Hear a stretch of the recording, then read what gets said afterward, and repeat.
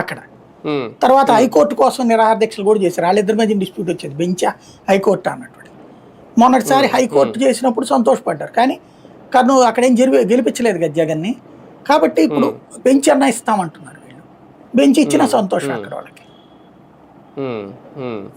Sir, ఒక పక్క చెవిరెడ్డి గారిని అరెస్ట్ చేయడం కానీ, లిక్కర్ స్కామ్ గురించి ఒక హడావుడి జరుగుతుంది ఆంధ్రప్రదేశ్లో. ఇలాంటి టైంలో అమిత్ షా గారితో దాదాపుగా 20 నిమిషాల పైగా భేటీ అయ్యారు అనేది, అంటే ఈ అంశాలు చర్చకు వచ్చి ఉంటాయా? ఇవి చర్చించడానికి వెళ్ళి ఉంటారు, అంటే లిక్కర్ స్కామ్ కానీ, లేదంటే రేపు మాపు జగన్ అరెస్ట్ గురించి కానీ? మేబీ నేను అనుకోవడం, వీళ్ళు కొన్ని జగన్ మీదన లిక్కర్ స్కామ్లో ఈ సిబిఐ ఈడీ విచారణ కోసం అని కొన్ని డాక్యుమెంట్స్ పంపించింది సిఐడి.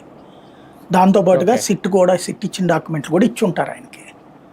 ఏదో ఒకటి చేయండి, మీరు ఇన్వాల్వ్ అవ్వండి అని చెప్తారు సహజంగా. సిబిఐను ఈడీను పంపించండి, విచారణ చేయించండి అనేది. అందుకోసం కూర్చుని ఉండొచ్చు. అంటే లేదంటే రాష్ట్ర ప్రభుత్వం ఫైనల్ డెసిషన్ ఏమన్నా చెప్పొచ్చారా అనేది కూడా ఒకటి. అట్లే ఉండదు, అంటే ఇట్లా ఫైనల్ డెసిషన్ ఎట్లాగో అరెస్ట్ చేస్తారు అనేటువంటిది ఆయన ఏం చెప్తారో ఆయన చెప్తారు, అది కాదు. బేసిక్గా సిబిఐ ఈడీ ఇన్వాల్వ్ అయితే వీళ్ళ చేతిలో మట్టి అంటది ఇక.